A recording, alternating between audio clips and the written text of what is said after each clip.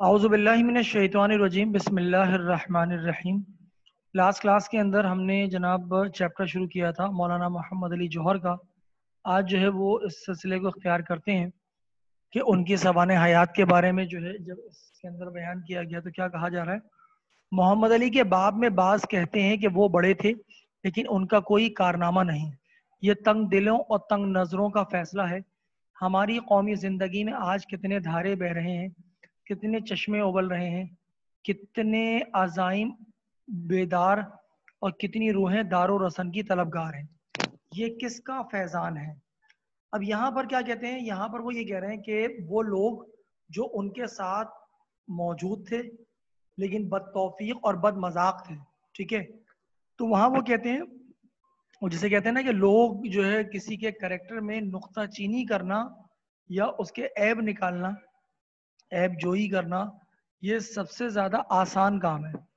تو یہاں وہ کہتے ہیں جناب کہ محمد علی کے باب میں بعض کہتے ہیں، محمد علی کے باب میں بعض کہتے ہیں، یعنی بعض لوگ کہتے ہیں کہ وہ بڑے تھے لیکن ان کا کوئی کارنامہ نہیں، یعنی ان کی اتنی بڑی شخصیت جو کہ اتنی مشہور شخصیت ہے لیکن ان کا کوئی کارنامہ جو ہے وہ منظر عام پر نہیں آ رہا۔ تو یہاں وہ کہتے ہیں کہ محمد علی کے باب میں کہ انہوں نے اگر وہ بڑی شخصیت تھے تو ان کا کوئی کارنامہ منظر عام پر کیوں نہیں آ رہا۔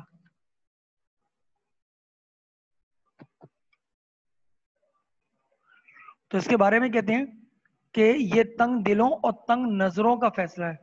تنگ دلوں اور تنگ نظروں کا مطلب پتہ کیا ہے؟ دل کا چھوٹا ہونا۔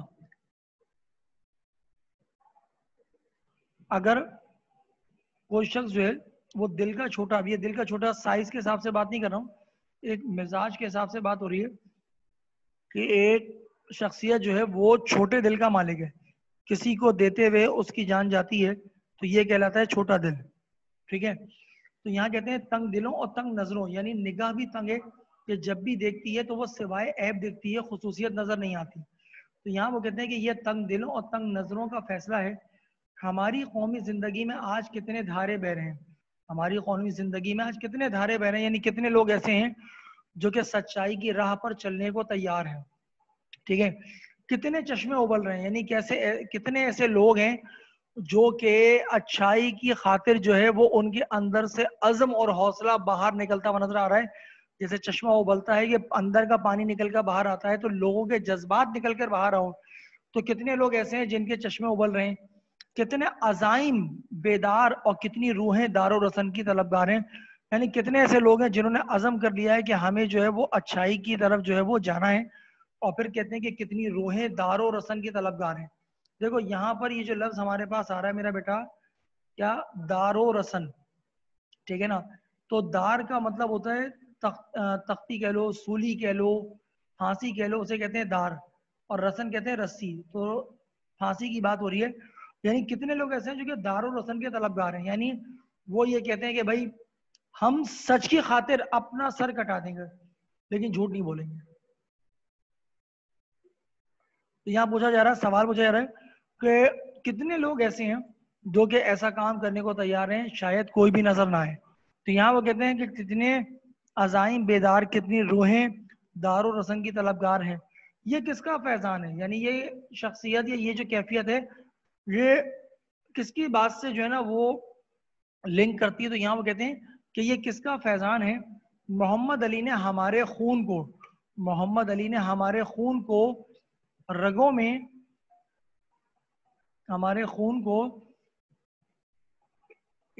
اچھا، تو یہاں وہ کہتے ہیں محمد علی نے ہمارے خون کو رگوں میں دوڑنا پھرنا ہی نہیں بتایا بلکہ وہ خود آج ہماری آنکھوں سے خون بن کر ٹپک رہے ہیں، یعنی صرف ہماری انہوں نے تربیت ہی نہیں کی ہے بلکہ ہمارے اندر دوڑنے والے یا ہونے والے جتنے بھی عزائم ہیں وہ تمام کے تمام عزائم جو ہیں وہ مولانا محمد علی جوہر کی شکل میں موجود ہیں، ٹھیک ہے نا۔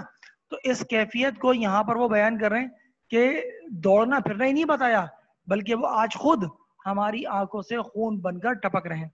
مرد غازی کے کارناموں کا اندازہ، مقبوضات کی وسعت، مال غنیمت کی فراوانی، جشن و جلوس کی بہامی تربنگیزی، برگستواں کی زینت، तमगा असले की चमक और झनकार से नहीं किया जाता, बल्कि इसका अंदाजा किया जाता है टूटी हुई जर्रा, टूटी हुई तलवार, बिखरी हुई जर्रा, बहते हुए लहू, दहकती हुई रूह और दमकते हुए चेहरे और डूबते हुए सूरज से। अब यहाँ पर क्या बात बयान कर रहे हैं, यहाँ पर वो ये कह रहे हैं क्या कि जनाब उन्होंने हमारे रगों में ना, हमारे खून को सिर्फ दौड़ना फिरना नहीं बताया, बल्कि वो खुद आज उनका जो जोश वलवला हमारी आंखों में खून बनकर टपक रहा है।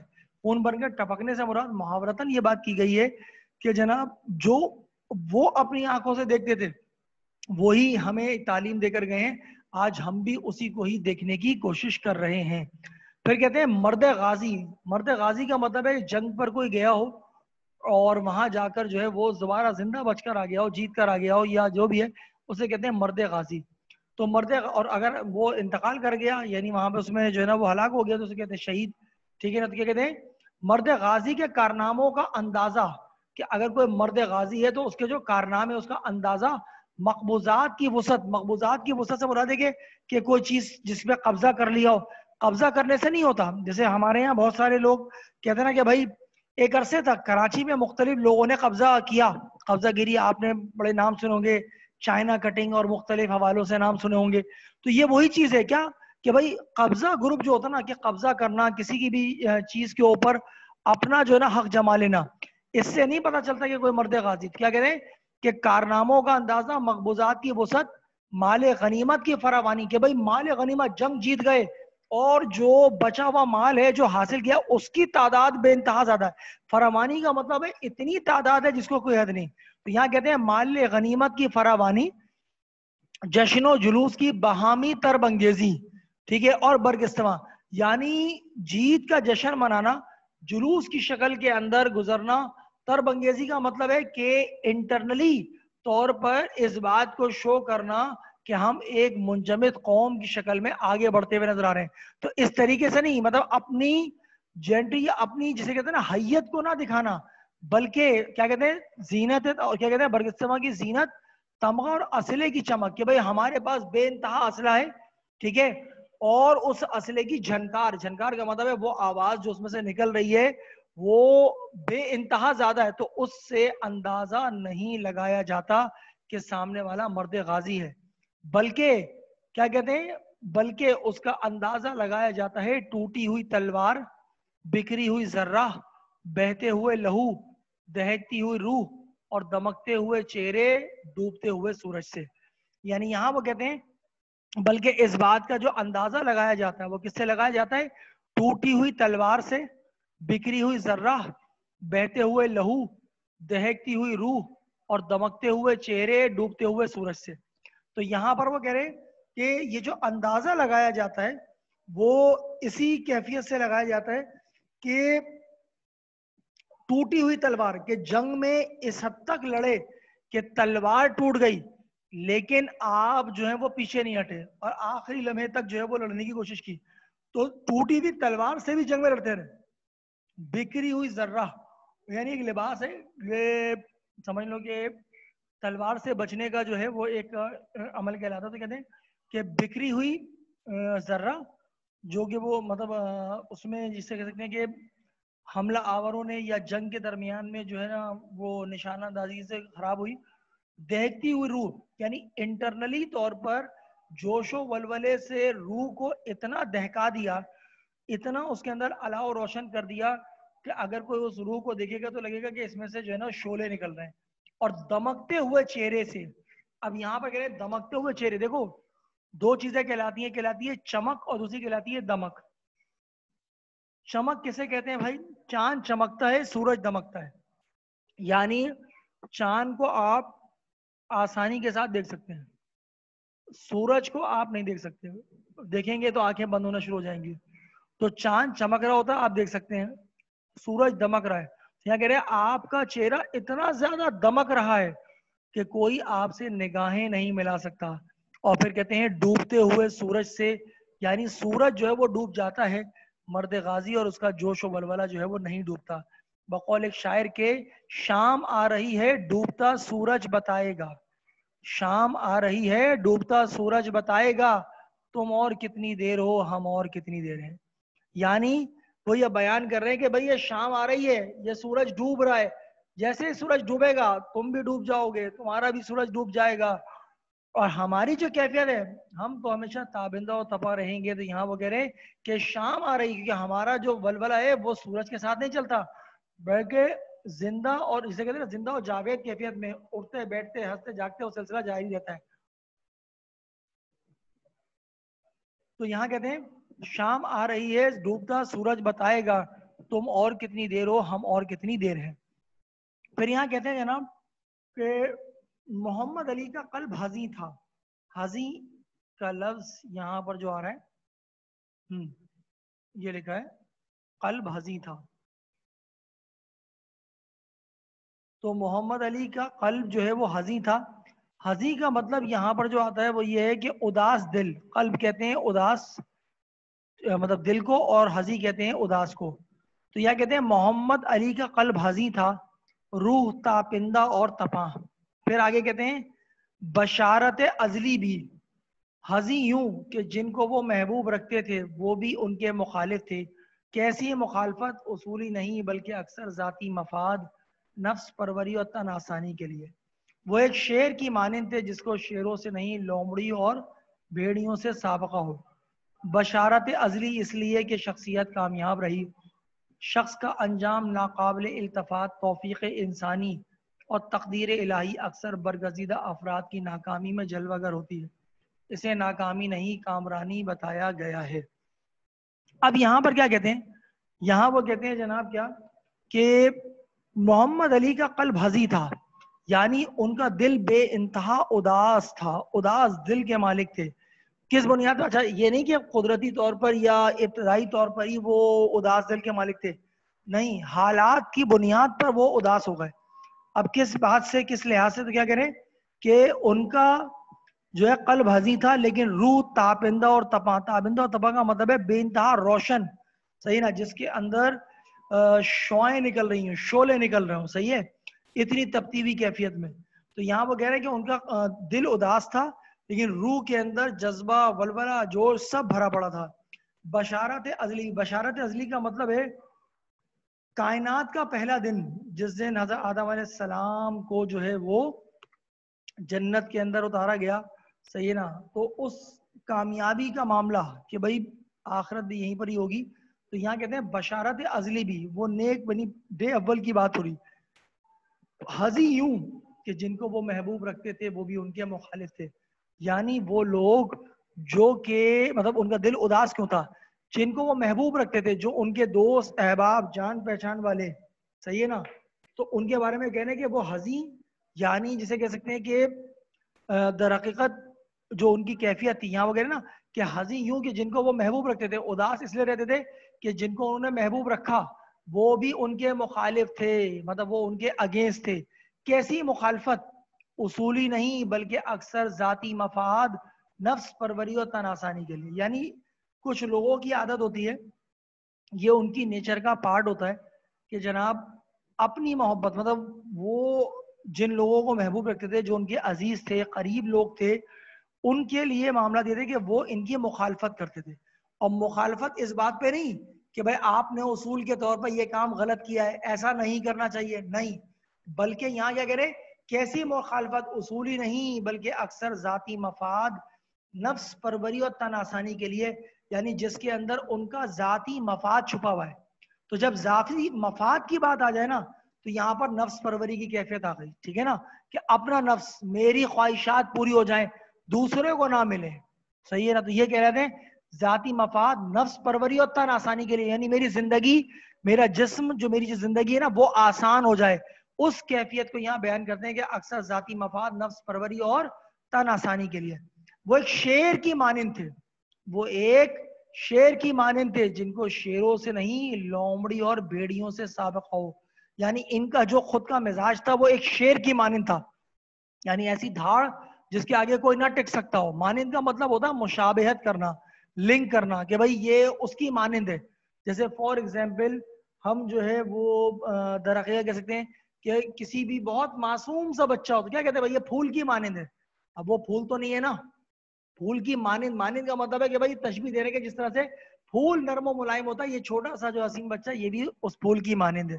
تو یہاں پر وہ کیا کہتے ہیں کہ بھائی وہ ایک شیر کی مانند تھے جن کو شیروں سے نہیں لومڑی اور بھیڑیوں سے سابقہ ہو, یعنی ان کا جو مقابلہ یا ان کے جو مد مقابل تھے وہ کوئی شیر نہیں تھا بلکہ لومڑی, جو کہ اپنے مطلب کے لیے کوئی بھی کام کرنے کو تیار رہتی ہے. تو کیا کہتے ہیں کہ ایک ایسا جانور جو کہ کبھی بھی بھروسے مند نہیں ہو سکتا, اسے کیا کہتے ہیں لومڑی.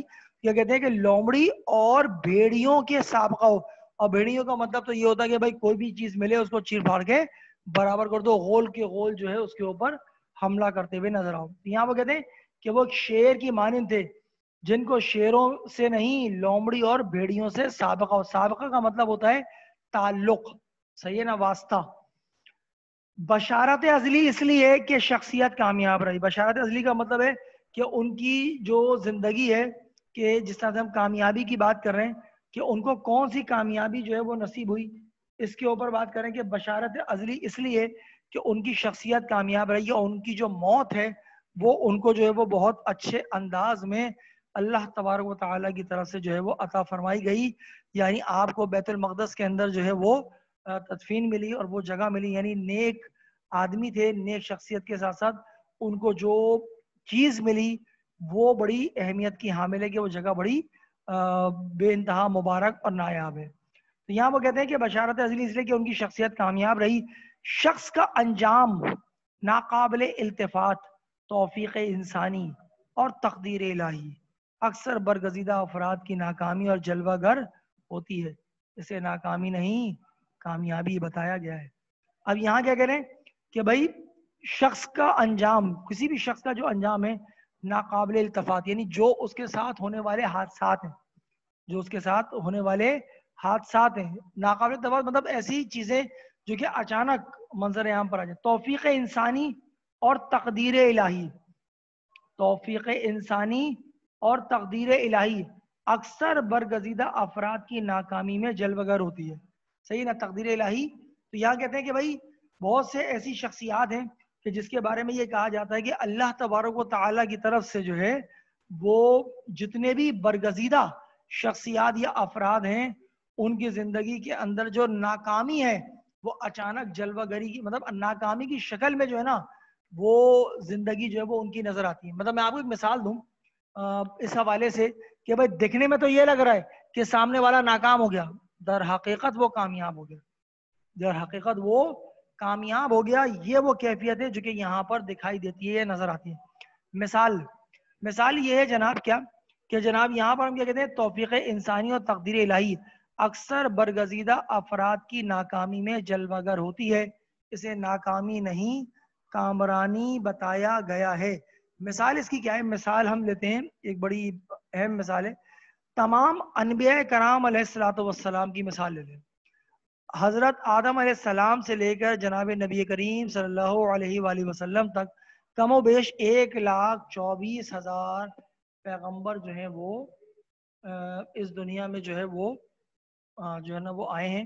ٹھیک ہے, اپنی قوم, رنگ, نسل, مذہب جو اللہ نے ان کے لیے منسوب فرمائی اور وہاں انہوں نے اللہ کا پیغام عطا فرمایا. ٹھیک ہے, اب یہاں پر آپ اگر بیک گراؤنڈ میں دیکھ لیں حضرت یونس علیہ السلام, حضرت ایوب علیہ السلام, جناب نبی کریم علیہ السلام صلی اللہ علیہ وسلم, حضرت ابراہیم علیہ السلام, حضرت یحییٰ علیہ السلام, حضرت زکریا علیہ السلام, کتنے انبیاء صلی اللہ علیہ وسلم جن کے بارے میں ہم جانتے ہیں 10, 20, 25, 50 جتنے بھی نام ہم جانتے ہیں, اگر آپ ذرا غور سے دیکھیں گے تو بہت سے ایسے جو ہے نا وہ انبیاء صلی اللہ علیہ وسلم آپ کو ملیں گے کہ جن کے معاملات میں جب ان کی ابتدا ہوئی تو اور جس قوم کے لیے وہ آئے وہاں پر ابتدا میں غلطی سے مراد پریشانی, مشکلات کے معاملات ہیں, ایسے ایسے امتحانات لیے گئے کہ لگا کہ بس اب سامنے والا گیا. یہ والی کیفیت. حضرت یونس علیہ السلام مچھلی کے پیٹ کے اندر, مطلب وہاں سے وہ نکل گئے, اپنے چھوڑ دیا, ایک بچے کو بھیڑیا لے گیا, دوسرے کو دوسرا,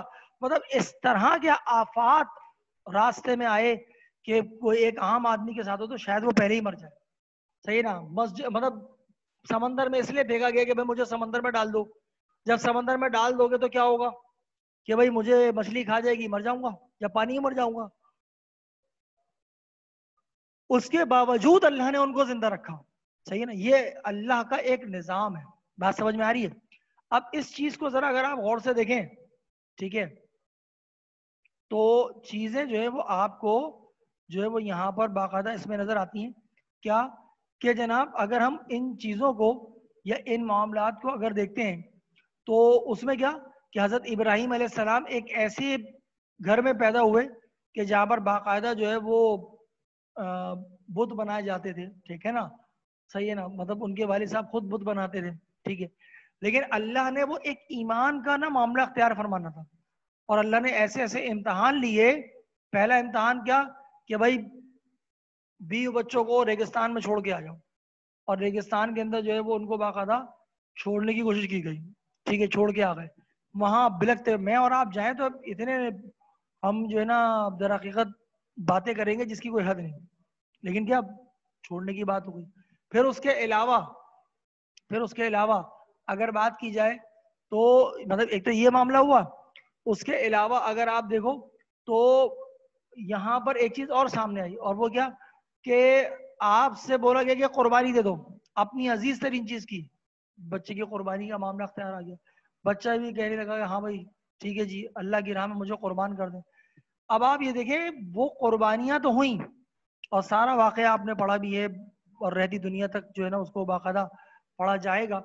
تو یہاں پر وہ کہتے ہیں کہ اگر آپ غور سے دیکھیں تو اللہ تبارک و تعالیٰ کی مطلب آج وہ لوگ نہیں ہے نا, مطلب اگر دیکھا جائے تو ظاہری طور پر تو مثال کر گئے, ٹھیک ہے نا, حضرت اسماعیل علیہ السلام, حضرت بی بی ہاجرہ, حضرت ابراہیم علیہ السلام مطلب دنیا سے رخصت ہو گئے. لیکن اس کے باوجود اللہ نے ان کے وہ اعمال جو اللہ کی بارگاہ میں مقبول ہیں آج بھی زندہ و جاوید ہیں. اگر آپ تھوڑا سا دیکھ لیں بحیثیت مسلمان, پورا حج 3 شخصیات کے اعمال ہیں اللہ کی بارگاہ میں اتنا مقبول ہے کہ اللہ اس دن بہت خوش ہوتا ہے کہ پورا حج کا جو معاملہ ہے نا وہ 3 لوگوں کے اعمال ہے. 3 لوگوں نے جو اعمال کیے اور جیسے جیسے وہ اعمال کیے وہی ارکان دہرانے کے عمل کو حج کہتے ہیں. نمبر 1 حضرت بی بی ہاجرہ, حضرت ابراہیم علیہ السلام, حضرت اسماعیل علیہ السلام. قربانی ہوتی ہے, کنکریاں ماری جاتی ہیں, وقوف کیا جاتا ہے, بیٹھا مطلب یہ سارے وہ اعمال ہیں. پھر وہ صفا و مروہ کی سعی کی جاتی ہے, طواف کیا جاتا ہے.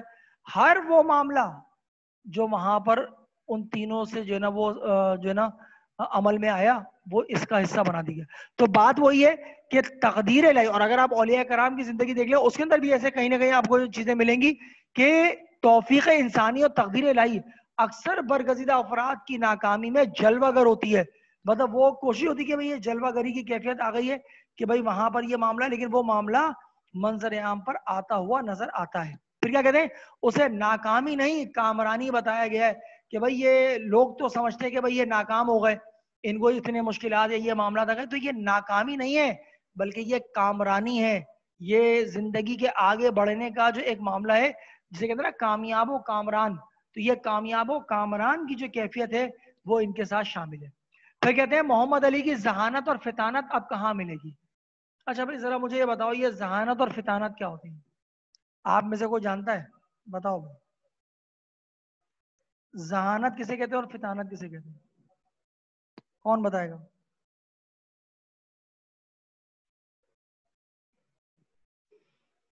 جی بولو بھائی, کون جواب دے گا؟ علیزہ, بسمہ, غنیہ, ہمنا, بولو بیٹا کون بولے گا؟ جیونتی بتاؤ بیٹا, کون بتائے گا مجھے ذہانت کسے کہتے ہیں اور فطانت کسے کہتے ہیں؟ سنا ہے یہ نہیں سنا ہے یہ بتاؤ. سر ذہانت کا مطلب عقل مندی ہوتا ہے, ٹھیک ہے, اور فطانت کا مطلب وہ بھی اسی ریفرنس میں ہی آتا ہے. آتا ہے کس طرح کا ریفرنس, وہی تو پوچھنا چاہ رہا ہوں. ریفرنس میں تو آتا ہے. آئیڈیا نہیں سر, وہ ورڈ نہیں آ رہا. اچھا چلو, باقی اور کسی کو آ رہا ہے بھائی؟ کہاں گئے جیونتی, کہاں بیٹھی ہیں؟ آواز آ رہی ہے جیونتی؟ بتاؤ بیٹا. جی سر آواز آ رہی ہاں ہے. ہاں بتاؤ فطانت کیا ہوتی ہے, جلدی بتاؤ. سر فطانت نہیں پتا. وہ تمہارے پاس تو بہت ساری ہے, جبھی تو بول رہا ہوں, ابھی بتاؤں گا سمجھ میں مجھے آ جائے مطلب ہی نہیں پتا. گا. چلو ابھی میں بتاؤں گا نا بھی تو سمجھ میں آ جائے گا کہ میں نے تمہارے بارے میں کیوں کہا. تمہارے پاس تو بہت ہے فطانت, صحیح بتا رہا ہوں. ٹھیک ہے نا, وہ کہتے ہیں نا کچھ چیزیں انسان کے پاس ہوتی ہے انسان کو خود نہیں پتا ہوتا میرے پاس ہے. صحیح ہے, چلو اب سنو, ٹھیک ہے, باقی لوگ بھی سنیں بھائی, یہ اصل میں لفظ بڑے اچھے اچھے ہیں اردو کے اندر. ٹھیک ہے, اب سنیں. دیکھو سب سے پہلی چیز ہمارے پاس آ رہی ہے جناب, کیا کہاں گئی, یہ رہی, یہ ہو گیا ذہانت, اور یہ ہے جناب فطانت. ٹھیک ہے, اچھا جی, انگلش میں آپ بولتے ہیں انٹیلیجنس. صحیح جی. سو اگر آپ بات کر رہے ہیں جناب کس کی, ذہانت کی نا, تو ذہانت کے لفظی میننگ اس طریقے سے آتے ہیں کہ وہ عقل مندی, جیسے کہ ابھی غنیہ نے کہا کہ سر یہ دونوں ایک ہی طرح کا ریفرنس ہے. بالکل بات صحیح ہے کہ یہ دونوں ایک ہی طرح کا ریفرنس ہے. ٹھیک ہے, لیکن اب ان دونوں میں جسے کہتے ہیں نا اوریجن دونوں کا الگ الگ ہے. ان کی جو اوریجن کی بات ہے نا, جو پیدائش ہے وہ تھوڑی الگ الگ ہے. اس کو ذرا سمجھ لو گے تو بات سمجھ میں آ جائے گی کہ بھائی یہ کیا ہوتی ہے. ٹھیک ہے, دیکھو سب سے پہلی بات, جب ہم کہہ رہے ہیں نا محمد علی کی ذہانت, ذہانت کا مطلب ہے وہ علم, ٹھیک ہے, وہ عقل مندی جو کتابوں سے حاصل کی جائے, پڑھ کر حاصل کی جائے. یعنی آپ اردو پڑھ رہے ہیں, آپ کیمسٹری پڑھ رہے ہیں, آپ فزکس پڑھ رہے ہیں, آپ میتھمیٹکس پڑھ رہے ہیں, آپ بایو پڑھ رہے ہیں, جو بھی سبجیکٹ آپ پڑھ رہے ہیں, چاہے وہ دینی ہے یا دنیاوی ہے, کوئی سا بھی معاملہ ہے. ٹھیک ہے نا, تو یہاں کہہ رہے ہیں کہ محمد علی کی ذہانت, ذہانت وہ جو کتابیں پڑھ کر حاصل ہو رہا ہو. ٹھیک ہے, اور کتابیں لازمی سی بات ہے پیدائش سے نہ پہلے پڑھی جاتی ہیں نہ پیدائش کے بعد پڑھی جاتی ہیں, درمیان میں زندگی کی حالت میں. ٹھیک ہے نا, تو یہاں وہ کہتے ہیں کہ وہ عقل مندی جو کہ کتابوں کو پڑھ کر حاصل ہو, اسے کہتے ہیں ذہانت. ٹھیک ہے, اور فطانت کسے کہتے ہیں, جو اس کا ریفرنس ہے فطانت, اسے کہتے ہیں میرا بیٹا وہ عقل مندی, وہ ذہانت جو قدرتی طور پر انسان کو اللہ تبارک و تعالی کی طرف سے عطا کی گئی ہو. جیسے آپ کیا کہتے ہیں, اس میں بہت گڈس ہیں, نیچرلی فنومینا اس کے اندر موجود ہے, قدرتی طور پر اللہ نے اس کے اندر ایک حص رکھی ہے کہ بھائی اس کے اندر یہ کوالٹی پائی جاتی ہے. آپ نے دیکھا ہوگا نا بہت سارے لوگوں کو کہ بھائی بہت سارے لوگ جو ہیں ان کو اللہ نے ایسی کوالٹی دی بھی ہوتی ہے کہ جو کام کوئی نہیں کر سکتا وہ کر سکتے ہیں. اب اس میں بہت ساری مثالیں, مثال کے طور پہ کسی شخص کو جو ہے وہ اللہ نے ایسی سریلی آواز دی بھی ہوتی ہے, شکل سے وہ بالکل ہی بیکار نظر آ رہا ہے, لیکن اس کی آواز اتنی سریلی ہے کہ سامنے والا اس کی آواز کے اندر ہی جو ہے نا وہ انوالو ہو جاتا ہے. مثالیں تو بہت بھری پڑی ہیں, تانسین کی آوازیں اور دوسری آوازیں جو ہے نا, مطلب یہ موسیقی کے حوالے سے بات کرو. اسی طریقے سے بہت سے لوگوں کو دیکھا ہوگا کہ ان کے بولنے میں اتنا عمل شامل ہوتا ہے کہ ان کے منہ سے نکلتا ہے تو ایسا ہوتا ہے پھول جھڑ رہے ہیں. صحیح ہے, کچھ اور ایسے جیسے بہت سے لوگ ڈرائنگ بناتے ہیں یا اور دوسرے کام کرتے ہیں جو انہوں نے سیکھا نہیں ہے, لیکن اس کے باوجود ان کے اندر اس چیز کی نالج موجود ہے جو کہ نیچرلی طور پر موجود ہے. کچھ لوگ آپ کو ایسے ملیں گے, ٹھیک ہے نا, کہ وہ جب بولتے ہیں تو سامنے والا خود بخود ان کا گرویدہ ہو جاتا ہے, ان کی طرف کھنچتا چلا جا رہا ہوتا ہے کہ بھائی یہ جو بول رہے ہیں وہ حقیقت والی بات سامنے آ رہی ہے. بات سمجھ میں آ رہی نا, کہ بھائی آپ جو بول رہے ہیں آپ کی وہ گفتگو باقاعدہ طور پر سامنے والے کے دل کے اندر گھر کرتی ہوئی نظر آ رہی ہے. صحیح ہے, تو یہ کہاں سے حاصل ہوئی ہے, یہ قدرتی طور پہ اللہ تبارک و تعالی نے جو ہے وہ عطا فرمائی ہے.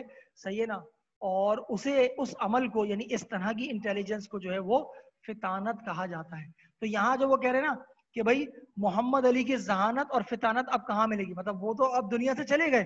صحیح ہے, تو یہاں وہ کہہ رہے ہیں کہ ان کی ذہانت اور فطانت اب کہاں ملے گی, وہ تیغ اصیل تھی جو رزم میں بے پناہ اور بزم میں جلوہ گری. تو یہاں پر دیکھو جو لفظ استعمال ہو نا رزم, رزم کہتے ہیں بھائی جنگ کے میدان کو. پڑھا تھا نا آپ لوگوں نے اس میں فرسٹ ایئر کے اندر, سچ اور جھوٹ کا رزم نامنا. ٹھیک ہے نا, تو کیا رزم میں بے پناہ اور بزم میں جلوہ گری, یعنی ان کی جو ذہانت تھی چاہے وہ کتابوں سے حاصل کی گئی ہو اور اللہ نے ان کو قدرتی طور پہ بھی گٹس عطا فرمائے تھے. تو یہ دونوں کی دونوں چیزیں کیا تھیں, وہ اب کہاں ملے گی, وہ تو ان کے ساتھ آئی تھی, انہی کے ساتھ چلی گئی. وہ تیغ اصیل تھے, اصل تلوار, ٹھیک ہے نا, مضبوط تلوار, اعلیٰ قسم کی تلوار کی مانند تھے. صحیح ہے نا, جیسے تلوار کام کرتی ہے جو رزم بے پناہ, یعنی اگر کہیں پر جنگ کا میدان ہے تو وہ جنگ جیسی شکل اختیار کر جائے گی, اور بزم کی اگر بات ہو رہی ہے, دوستوں کی محفل کی بات ہو رہی ہے, تو وہاں پر محبت, اخلاص اور خلوص کی کیفیت جو ہے وہ جو ہے بات ہے. صحیح ہے نا, بقول وہ ایک شاعر کے کہ نہیں جاتی فکر انسانی نہیں جاتی. ٹھیک ہے نا, جگر مراد آبادی کا شعر ہے, نہیں جاتی کہاں تک فکر انسانی نہیں جاتی, اپنی حقیقت آپ پہچانی نہیں جاتی. صحیح ہے. صداقت ہو تو دل سینوں سے کھینچنے لگتے ہیں واعظ, حقیقت خود کو منوا لیتی ہے مانی نہیں جاتی. سیم وہی بات ہے کہ اگر کوئی شخص اللہ نے اس کو قدرتی جو ہے وہ معاملات عطا فرمائے ہیں تو وہ کہیں نہ کہیں نظر آئیں گے. پھر کہتے ہیں وہ مخالفت اور مقابلے میں بے باک اور بے پناہ تھے. وہ چھوٹوں پر شفقت کرتے تھے, ان کو پناہ دیتے تھے, ان کی دل دہی اور دل آسائی کرتے, ان کے لیے مارنے مرنے پر تیار رہتے. محمد علی کی آغوش میں رحمت تھی. ان کی مدد لینے کے معنی یہ تھے کہ اب ساری ذمہ داری, ساری فلاکت و ہلاکت محمد علی کی, اور کامیابی یا شہرت مدد لینے والے کی. وہ آغوش مادر, بازوئے برادر اور راحت عزیزہ تھے. اب یہاں وہ کہہ رہے ہیں وہ مخالفت اور مقابلے میں بے باک اور بے پناہ تھے. یعنی اگر کہیں پر غلط ہو رہا ہے تو وہ مخالفت کرتے تھے. مقابلے کا مطلب ہے اور اس کا مقابلہ بھی کرتے تھے ڈٹ کر کے, بھائی اگر غلط ہے تو غلط ہے, غلط کو صحیح نہیں بولوں گا. اس بات میں بے باک یعنی بے انتہا بہادر اور بے پناہ, یعنی یہ بہادری ان کے اندر بے پناہ کوٹ کوٹ کے بھری ہوئی تھی کہ وہ مخالفت اور مقابلے میں بے باک اور بے پناہ تھے. وہ چھوٹوں پر شفقت کرتے تھے, چھوٹوں پر شفقت کرتے تھے, ان کو پناہ دیتے. اب یہ چھوٹوں کا مطلب بچے نہیں ہے, مطلب کمزور لوگوں کی بات ہو رہی ہے کہ جو لوگ اس دور میں کمزور تھے, ان کمزور لوگوں کی جو ہے وہ ان کو اپنی جو ہے وہ پناہ میں رکھتے تھے کہ بھئی آپ میری پناہ میں آ جاؤ, میں آپ کو شیلٹر دے رہا ہوں. صحیح ہے نا. تو یہاں وہ کہتے ہیں کہ وہ چھوٹوں پر شفقت کرتے تھے, ان کو پناہ دیتے تھے, ان کی دل دہی اور دل آسائی کرتے تھے. مطلب اگر کبھی ان کے ساتھ کوئی ایسا معاملہ ہو جائے کہ جس سے دل ٹوٹ رہا ہے یا کوئی پریشانی ہے یا کوئی لاحق ہے تو اس میں ان کے مددگار ثابت ہوتے تھے. ان کے لیے مارنے مرنے پر تیار رہتے تھے. ہر لمحے ان کے ذہن میں یہ خیال ہوتا تھا کہ مارو یا مر جاؤ. مطلب مارو یا مر جاؤ کا مطلب کیا ہے کہ اگر کوئی غریبوں پر ظلم کرے گا تو اس کی طرف سے تلوار اٹھانے والا معاملہ ان کا جو ہے وہ ہوا کرتا تھا. پھر کہتے ہیں محمد علی کی آغوش. یہ جو آغوش کا لفظ ہے یہ آپ جانتے ہوں گے یقینی طور پر. آغوش کا مطلب ہے میرا بیٹا گود کی بات ہو رہی, ٹھیک ہے نا, صحیح ہے نا, ماں کی آغوش, صحیح ہے. یہ کہتے ہیں محمد علی کی آغوش میں رحمت تھی, یعنی بہت رحم دلی والا معاملہ اختیار ہوتا تھا. ان کی مدد لینے کے معنی یہ تھے کہ اب ساری ذمہ داری, ساری فلاکت و ہلاکت محمد علی کی, اور کامیابی یا شہرت مدد لینے والے کی. یعنی اب ان کی جو زندگی کو کیفیت دینے کا مقصد کیا تھا کہ ساری فلاکت و ہلاکت, یعنی اس جنگ میں جب وہ مظلوم کا ساتھ دے رہے ہیں اس میں جو بھی پریشانی آئے گی, جو بھی مسئلے مسائل آئیں گے, وہ ساری فلاکت و ہلاکت کس کے ذمہ ہوگی, محمد علی کے ذمہ. اور کامیابی کس کی ہوگی, شہرت یا مدد لینے والے کی. یہاں وہ کہتے ہیں کہ بھائی ان کی مدد لینے کے معنی یہ تھے کہ اب ساری ذمہ داری, ساری فلاکت و ہلاکت محمد علی کی, اور کامیابی یا شہرت مدد لینے والے کی. جو کامیابی کی کیفیت ہے یا شہرت ہے جو مدد والی ہے, مطلب جس نے مدد لی ہے, اگر اس جنگ میں یا اس ساتھ دینے میں یا اس کو شیلٹر دینے میں اگر کوئی پریشانی آئے گی, کوئی نقصان ہوگا تو یہ اپنے اوپر لیتے تھے. اگر اس سے کوئی کامیابی حاصل ہوگی, اگر کوئی شہرت ملے گی تو جس نے مدد لی صرف اس کا نام آئے گا, اپنے نام کو نہیں جوڑتے تھے. ٹھیک ہے. وہ آغوش مادر, بازوئے برادر اور راحت عزیزہ تھے. ان کی کیفیت بالکل ایسی ہی ہوتی تھی کہ جیسا کہ ماں کی آغوش, ماں کی گود ہوتی ہے تو وہ آغوش مادر, بازوئے برادر یعنی جیسے بھائی کا بازو ہوتا ہے ایسے کندھے سے کندھا ملا کر جو ہے وہ کھڑے ہوتے تھے. اور راحت عزیزہ تھے, یعنی جس طریقے سے دوستوں کی محفل میں, دوستوں کی صحبت میں, ان کی کیفیت میں جو ایک راحت کا جو عنصر آتا ہے, ایک محبت کا جو عنصر آتا ہے, وہ یہاں پر پیدا ہوتا ہوا نظر آتا ہے. تو یہاں پر وہ کیا کہتے ہیں, وہ آغوش مادر, بازوئے برادر اور راحت عزیزہ تھے. ٹھیک ہے جی, یہاں تک میرا بیٹا اس کو مارک کر لو. اس پیراگراف سے انشاءاللہ چیپٹر جو ہے وہ انشاءاللہ نیکسٹ کلاس کے اندر جو ہے وہ ہم اینڈ کریں گے. ٹھیک ہے جی.